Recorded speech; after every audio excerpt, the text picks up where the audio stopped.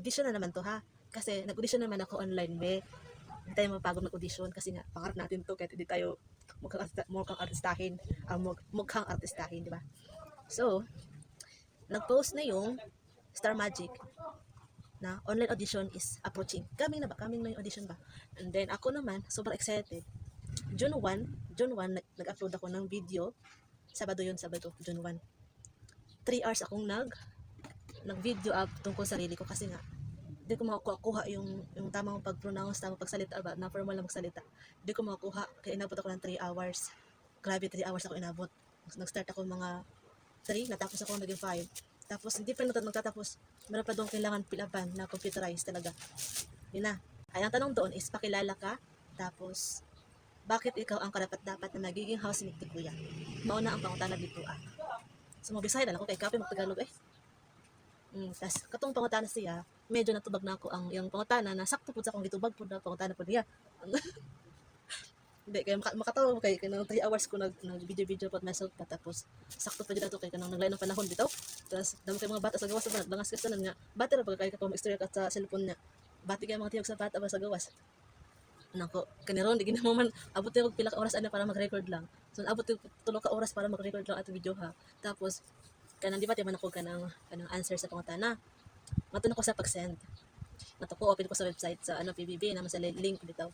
Hindi matun ako magpasa na ako sa video. Ang kaso lang kinamay ka ng limit bitaw ang kanang MB.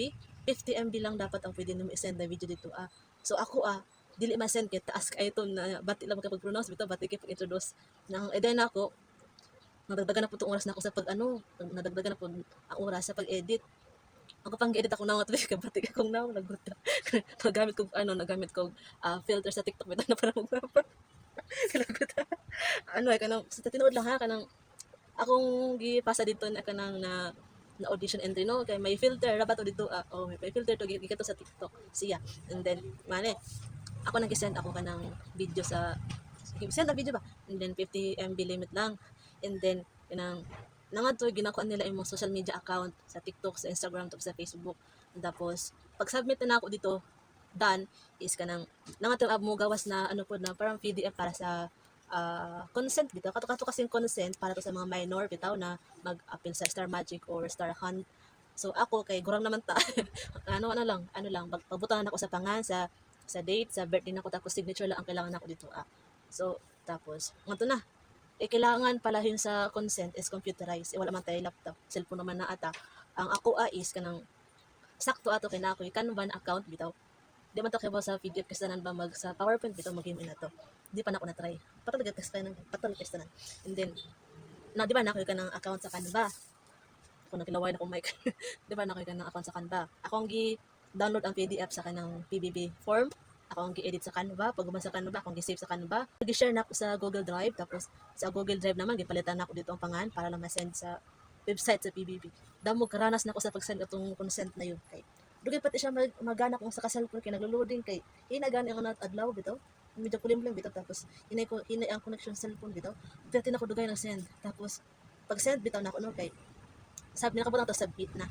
And then pag di man ako pindot sa submit nangatigawas na about sa pagpagwapat ayun fans tapos kanang cream silk bitaw para na sila survey bitaw tapos itong answeran.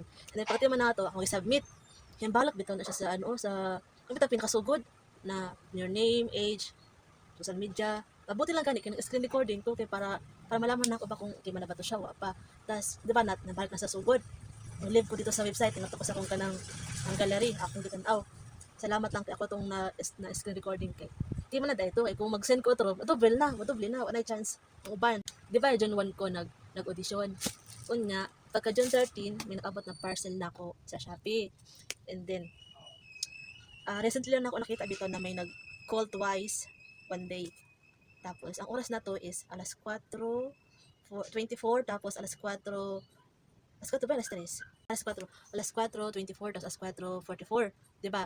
Shopee nang tawag twice. Then sabi ko recently na ako nakita namin nagtawag natong kaduha.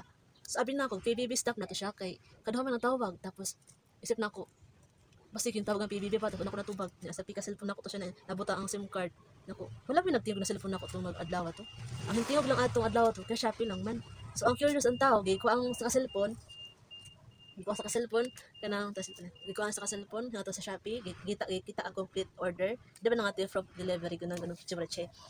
Then sa sobrang na akong ano kasi ko hilig ko mga dito mga drama na detective about lawyer, criminal, investigation kanang ganun.